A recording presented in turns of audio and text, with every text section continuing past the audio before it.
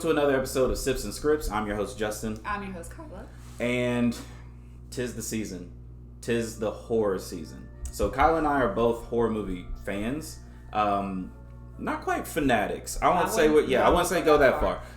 We like what we like. We don't shy away from scary movies, though.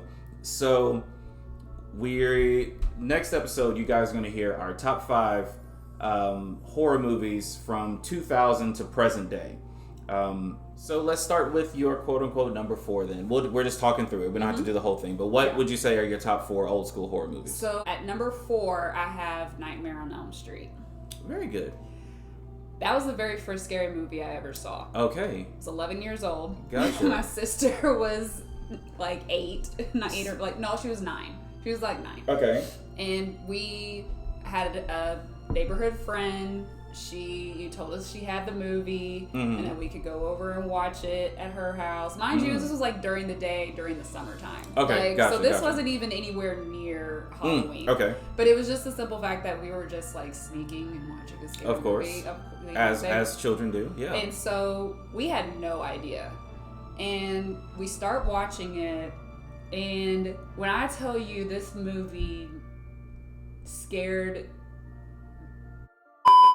out of me and my sister. We didn't sleep for 2 nights straight. It's and we were in the same room. Like we were in bunk beds at the time, and like I just remember her just being like in the middle of the night. She's like, "Are you asleep?" And I'm like, "No, are you asleep?" Like just we were so terrified to go to sleep, and I don't even know how we made it through the entire movie. Honestly, like there were moments throughout that movie where I was just like, what is going on? Like definitely not the movie I would recommend to be your first scary movie as a child. But yeah, I was gonna say the child thing is very severe because you're thinking of a convicted child molester who haunts you when you sleep. When you go to sleep. So you can't not go to sleep. That's a perfect cocktail for sleepless nights for a young child. So and so people like, and they say like when you watch it back now, it's like when I watch it back now, obviously it's like freaking hysterical. Yeah. But of course. At the time, like people say the same thing about The Exorcist. Yeah, I would say that. When they'll say The Exorcist was like, oh my god, it scared the crap out of me. When I first watched it, I was just like, all right. It has its moments. But back then, I think the horror, you had to do a lot of the heavy lifting. Mm-hmm. Like, you had to play that mind game of like, what if this did happen? And if my little sister was possessed by, like, you have to kind of play those gymnastics in your head. And so, Nightmare on Elm Street, that's a solid pick. Mm-hmm. I give you props. So we said the cutoff year was 1999. Yeah. You may think that's an arbitrary year. People listening may be like, why would you cut off in 1999? The reason why is because 1999 is arguably the greatest year in cinema. And my number 5, which if we were doing the list, but we're just kind of talking, is the movie that changed horror movies forever. Okay. My number 5 was the Blair Witch Project. Found footage. There was a found footage beforehand, so it's a little, if you go into the lore about it, it's kind of like, whatever. She absolutely hates that movie.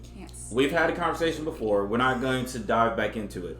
But the reason why I love it is because, like I said, it changed the landscape of movies. So your Paranormal Activities, your Record, your Creep, these are all movies that are more of your found footage type stuff. And the marketing behind the Blair Witch Project. If you even look at it, the marketing was incredible. They set up a website and said, if you've seen these people, they even went as far as they used the actors' actual names so that you were left thinking, oh, did this actually happen? Like, am I watching a snuff film? Like, what exactly is going on? And you can never get that back. Like, there's nothing that could be done today that someone won't say, Nah, I don't know, that's fake. Like, we got the internet. Right. You can easily do a Google search and be like, that's not true. We fact check everything now. Yeah. Back then, we didn't have that luxury. The web was just starting. Yeah. So when someone says this is found footage, out of respect for the family, the whole nine, that campaign will never be done again. Mm-hmm. So I think not so much the movie as much as what it meant. What it meant. Okay. Is why I always try to give it its I'll give just it that. due. I will give it that. And the last 10 minutes are unassailable. That's the only thing I give it. I said the last 10 minutes was probably the only part of the movie that scared me. Like, genuinely for sure. Me. And that's totally fine. But we've even had this conversation with found footage. It has to be a build. You can't. And I completely understand. Come on! I hear him downstairs! Come on!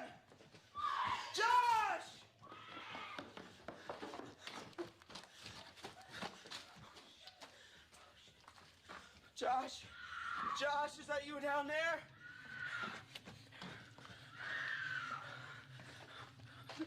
Josh?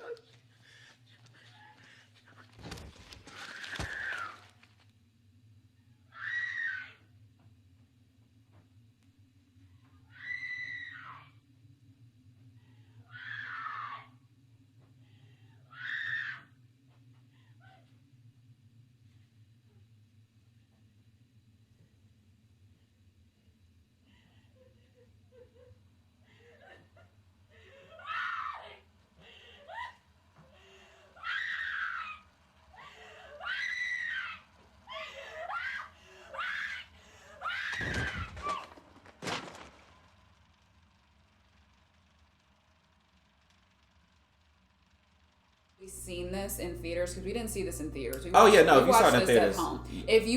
I think if we'd have watched it in theaters, we'd have probably had a different opinion. Oh, for sure. I'd have probably had a different opinion just because it would have felt different. Yeah, definitely. So let's run through them. What are your other three? So I'll say my 2 is Jaws.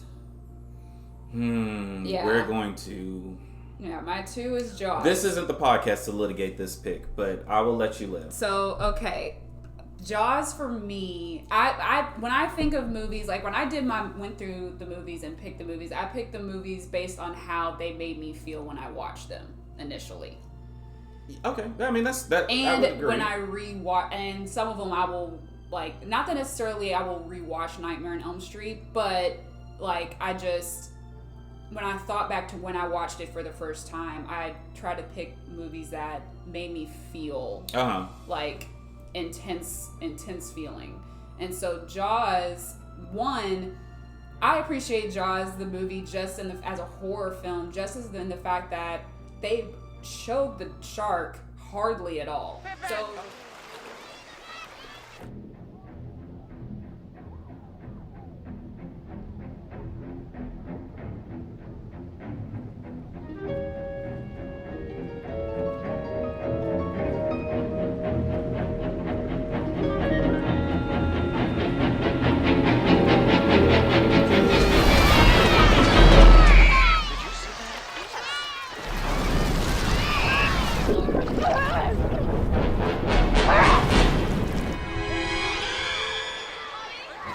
Almost kind of worked in their favor, because of the song.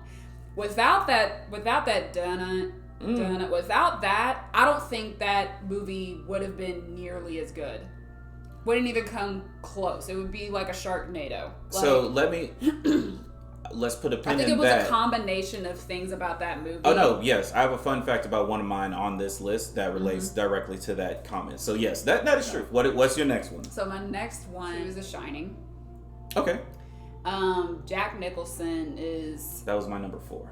Jack Nicholson is amazing. Like Jack Torrance. I just watched One Flew Over the Cuckoo's Nest. Oh my gosh, another one. Jack Nicholson, absolutely, like, this movie. I was like. I think this was the first, like, really psychological. This was my first Stephen King, I think. Between this one and It, I think want to say this one might have been my first Stephen King. Okay, gotcha. And okay, just feeling, and the way that it was shot, there was like, it didn't take a lot. It was like a lot of the shots were like super simple, and getting you to feel. I was gonna say that's an interesting. It doesn't take. I see what lot. you're saying, but I would say the nerd boys out there are gonna be like, that was Stanley Kubrick, so there was nothing simple about it. Right. It was very well. Okay. It's an interesting choice of words, but I get what you're saying. It's stylized. Yes. It is beautiful. Yes. It is gorgeous. It's purposeful, yes. but it's not a Marvel movie with yes. stuff flying at you. It yes. is just. Often like it's a hotel hallway. Yes. So like, I'm a hairstylist, so often we say like the most simple or the most sleek or the ones that look like effortless. I understand. Take the most work. So in no way me saying simple is. No, I just wanted to clean it up because I didn't want them to attack you in the comments because for sure we respect Stanley Kubrick. Yes. Okay. Yeah. So yeah, I'm gonna stick with The Shining being number 2. At number 2. Okay.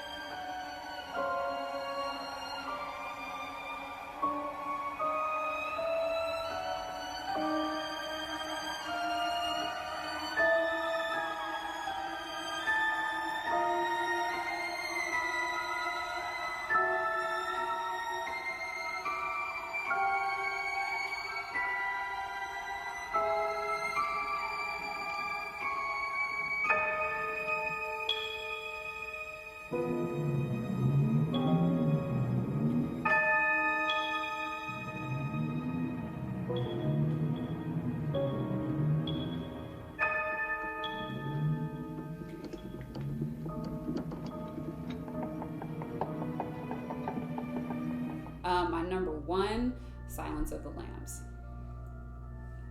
There we go again. This is not the place to litigate this. So okay, it is a very good movie. Great villain. Villain pod coming soon. He's probably Hannibal Lecter's probably. Watch your words. I know because like, watch your words. I already know where you're going. Watch your words. Don't step on this ledge. Anthony Hopkins is just. That movie for me changed. I think that was the movie for me that really drug me into horror and make me want to watch more horror and psychological stuff. I gotcha. Those are all fantastic picks. Like I said, Shining was my number 4. My number 3 though is more, we're getting into stuff that just personally affects me. And my number 3 was Candyman. I knew you were gonna. I was gonna say. I knew Candyman was gonna come up at least once in this conversation. Night. That is just personally, to me, just the movie that scarred me. The same way for Nightmare on Elm Street. Which, mind you all, I've never seen Candyman. So he doesn't recommend that I watch it. It's not gonna live up to my favorite. Right? Yeah. I don't even. Like, the thing is, it's almost twofold. I'm scared to watch it because I'm that little boy who watched it way too young. But then there's a part of me that's like, well, what if it sucks? And then I lose that. Then you lose it. Okay. And then it's like, so then it's like, no, I want to hold on to that of being like, because I would watch anything and be like, oh yeah, that made me jump or that was whatever. But I'm fine. That movie left an impression on me, and I don't want to watch it again and be like, man, this is what I was scared of. Like, this is stupid. Like, look at I don't want to do that to this movie. Okay. So I just want to hold it there. That's a personal one. Helen. Yes? Helen.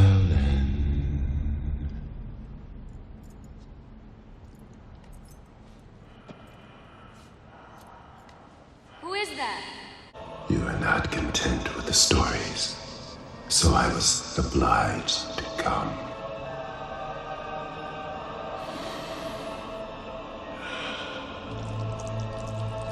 Be my victim. Be my victim. My top two.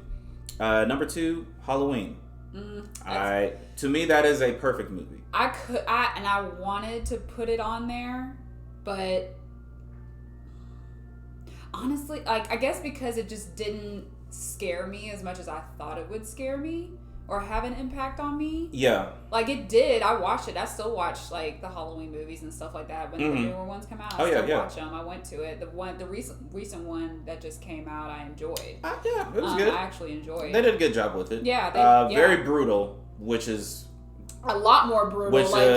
Which departs from the heart of it, but it was still good. I enjoyed it. Yeah. But yeah, I appreciate Halloween is probably one of my, as far as like slasher movies go, like Halloween's probably like my go-to. I mean, we were talking earlier. I could watch that. Yeah, I can watch it again. If it's on TV, I'm watching it, and just. So what I was going to tell you, how you said about the music with Jaws, John Carpenter actually played the Halloween movie to the producers, the financiers, and everything, and they were just like, "What is this? What's going on?" Yeah. And you say, "Okay, give me 1 second." He played the Halloween theme, and they were like, "That's the scariest movie I've ever seen in my life." He didn't change a single frame. He just added the music, and they were like, that gave me chills up and down. Music and lack of sound in a movie. The right placement of a lack of sound. The right placement of a lack of sound are one of the two things that get me every time. And it doesn't matter what movie. To me, my favorite scene is in that movie, which is a perfect example, is you have the music. Lori, who's played by Jamie Lee Curtis, is in the house. She's done the big standoff with Michael, from what we believe. She stabbed him. He's on the ground. They're in the coat closet. Yeah. And she stabs him, and he's on the ground. And she's sitting on the banister. And she's just resting. And there's no sound. And Michael just raises up. And you're just like... and you're just like, oh, no. Like, it is perfect.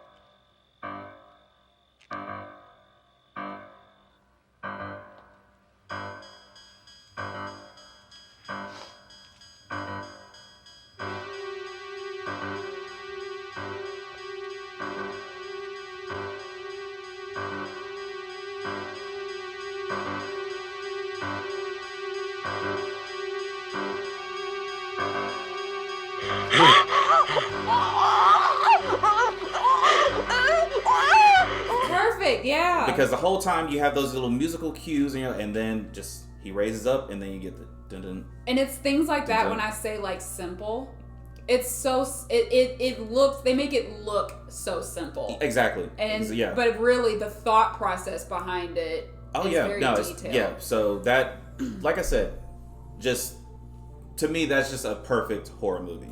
There's little to no blood, and it's just a simple. It's just a kid went crazy, killed his family. Found out a sister's still alive. He breaks out, tries to kill her.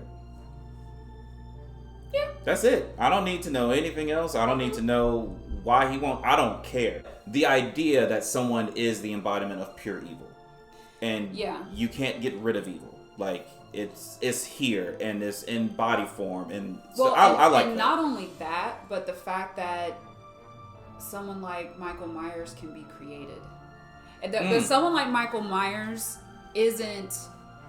It's the same way I feel about Anthony Hopkins and Hannibal Lecter. I gotcha. Someone like that is, especially because I'm going through this whole phase of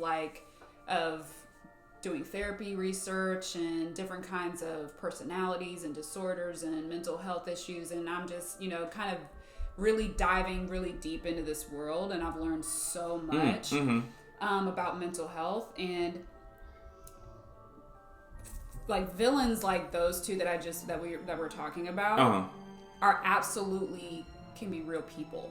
Like those two, like those people are out there in the world.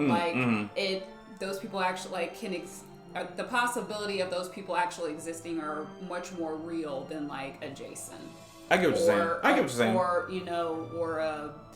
not Freddy Krueger. Freddy Krueger, yeah, there are child molesters, but not ones that turn into these monsters that haunt you in your sleep. Like that's where it kind of shifts. Whereas someone like Michael Myers is just killing because he had the combination a traumatic experience and also a brain abnormality that concocted into this evil character. And to a desire to kill everyone in his family. Yes, which at any point in time, anyone can be that. Yeah. It's very real. Yeah, no, I get that. So that's actually fun. Not fun. I don't know if that's the word. What I meant to say was that's funny that you led that, because my number one movie, like I said, Halloween to me is a perfect movie, but my number one movie is Scream. Wes Craven, 1996. Watch your mouth. Wes Craven is my favorite horror movie director. Him and John Carpenter fight for the 1 and 2 spot, but I love the Scream franchise. Mixed thoughts on Scream 5. Yes, there's a Scream 5. Mixed thoughts. I'm gonna watch it, but here's my thing. I love how meta this movie is. It is a movie about the effects. It's a horror movie about the effects of horror movies. So you have Wes Craven and John Carpenter are the ones who just took the horror movie genre in the late 70s, 80s, early 90s. They're the ones who kind of kept it alive. Yeah. So to think that they make a story, or that, Wes Craven makes a story that focuses on, well, what happened to that generation that grew up on that? Okay. What are their thoughts? And if they get mad, what do they do? Or if they want revenge, how are they going to seek it? And it's a weird play of blame the movies, but we're making a movie about, you know what I mean? So I love that interconnectivity of, what we digest turns into what we think and how we talk and how we just interact with one another. It's great performances all around. Neve Campbell. You don't like the movie, or what? I think I have to rewatch it. I have to rewatch it because at the age that I watched it, I think I was in high school, and I didn't have that. I didn't view it in that way. Now, mind you, this is probably where I'm still kind of feeling scary movies out. I'm kind of finding what I like. I got you. This is for the older movies, this is the most slashery that I will ever watch. I don't like Texas Chainsaw Massacre. I'm just not a fan. It's too much. I'm more up here with my horror. I don't need to see it. I'm fine. What Hostel? Barf. I want no parts of that. Yeah, those are intense. Saw, the only reason I watch them is just because of the mental, but they hid it under so much gross stuff that eventually I was like, I'm not interested. So when it comes to slasher movies, I love this movie, but I think I love it because of what I was saying about how it just tells the story of the generation that grew up on horror movies, and what happens to those kids. So I think you should revisit it. Not saying it's going to be one of your favorites, but right. I'll revisit it with an adult brain. I think as soon as it starts and you hear the dialogue, you'll be like, oh, this is actually smart. Like, why would he want to kill his own girlfriend? There's always some stupid bullshit reason to kill your girlfriend. That's the beauty of it all. Simplicity. Besides, if it gets too complicated, you lose your target audience. Well, what's his reason? Maybe Sydney wouldn't have sex with him. What, is she saving herself for you? Maybe. Now that Billy tried to mutilate her, do you think Sid would go out with me?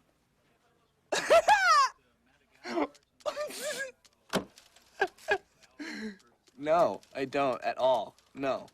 You know what I think it is? I think it's her father. Why can't they find her pops, man? Because he's probably dead. His body will come popping up in the last reel somewhere. Eyes gouged out, fingers cut off, teeth knocked out.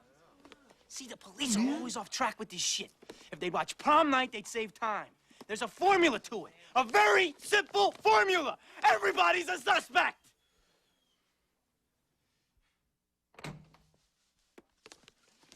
I'm telling you, the dad's a red herring. It's Billy.